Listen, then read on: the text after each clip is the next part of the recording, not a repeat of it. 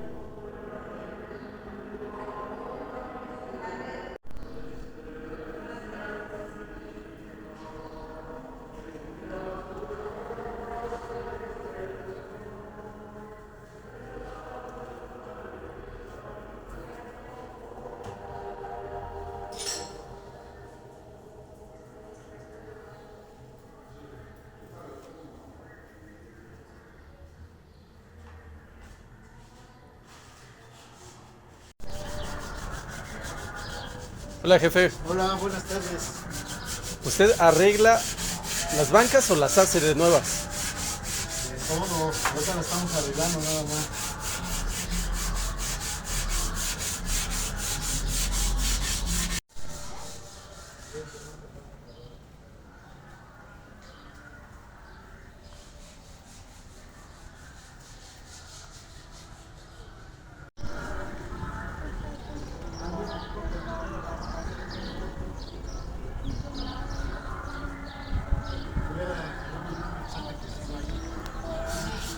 Tal vez esta es la puertecita a un conjunto parroquial más humilde que hayamos visto en la vida.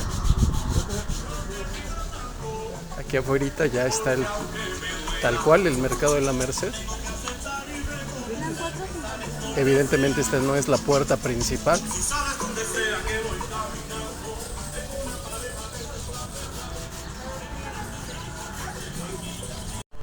Bueno, estoy aquí en un lugar adjunto a la... Esta es la parte de la sacristía. Ahí tienen un altarcito a la Virgen de Guadalupe. Me vine para acá que hay un poco más de silencio, juntito a la parroquia. Es un lugar muy bonito, en buen estado. No piensas que en un lugar así como es la Merced, tan conflictivo, te vas a encontrar un lugar como este. Van 2 veces que vengo aquí a esta parroquia y me he llevado una gran... Me he quedado con un gran sabor de boca. Algunas cuestiones que me surgen, ¿no? Creo que son muy importantes de comentar. Todavía aquí estamos en una zona, aquí era como ya de alguna forma los límites de la ciudad. Vemos esta barda que circunda el patio, el atrio, ¿no? Que obviamente cierra ya a cierta hora, pero que mientras tanto la parroquia sigue abierta, ¿no? A diferencia de otras tantas parroquias que tienen que cerrar porque ya no hay actividad o para evitar que les roben, ¿no? Pero aquí les decía, estamos no muy lejos del centro histórico. Sin embargo, ya en tiempos antiguos, siglo XVI, XVII, XVIII, no, sobre todo XVI, XVII, era ya los límites de la ciudad. Para la zona o para el estándar de la época, es una parroquia, pues digamos, modesta. Ya estamos hablando de que por ahí del siglo X, digamos hacia los 1800, México, aquel tiempo, la Nueva España, pues era un sitio, era una nación, si le pudiéramos decir así, como quieran llamarle, muy poderosa, ¿no? Por todo lo que generaba, sobre todo minería y productos cantidad de cosas. No es el fin de estos videos hablar sobre estas cuestiones. El caso es que no estamos lejos del centro histórico. El centro histórico queda realmente a unas cuantas calles caminando hacia allá, ¿no? Hacia donde está la salida. O sea, en 5 cuadras ya estás allá, ¿no? Cruzando este eje, que es el famoso de circunvalación. Allá vemos al fondo, ¿no? Estas construcciones pues muy precarias, ¿no? Esas mucho más recientes, ¿no? Y afuera está el caos. Entonces, ¿por qué había tantas parroquias en aquel tiempo, tantas iglesias? Primero, porque prácticamente la gran mayoría de las personas iba a misa, ¿no? Entonces eso era parte de tu actividad cotidiana. O sea, ¿dónde ibas? No había corridas de toros, había peleas de gallos, pero de entrada pues no había cine, no había fútbol, todavía no se construía el Estadio Azteca o cosas así de ese tipo. Entonces, el ir a misa era, además de que una necesidad espiritual, era parte de nuestras vidas y era también una cuestión de tu cotidianidad, si pues, digamos una vez a la semana. Entonces pues había una gran necesidad y por eso era necesario tantísimas parroquias. Esta no es un lugar tan grande, pero bueno, ustedes saben que de todos modos caben muchas, ¿no? Y además de todo, al ser un lugar de mucho comercio, que eso siempre ha sido la Merced, esa es la cuestión, que cada barrio, además de todo, cada barrio tenía una parroquia a la mano para el momento en el que se necesitara, porque a lo mejor tenías que confesarte, a lo mejor tenías que hablar con el sacerdote, a lo mejor tenías que hablar con Dios, con Jesucristo, a lo mejor tenías una gran necesidad de orar.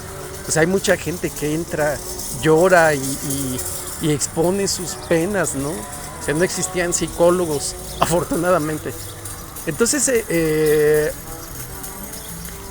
era una gran necesidad, sigue siendo esa necesidad, pero el ser humano estúpidamente ha construido una sociedad no casual, ¿no? O sea, recuerden que es una sociedad básicamente gobernada por el satanismo y la masonería, ¿no? Y entonces por eso necesitábamos tantas iglesias. Las seguimos necesitando, simplemente no las usamos, ¿no? Ahí están como un desperdicio.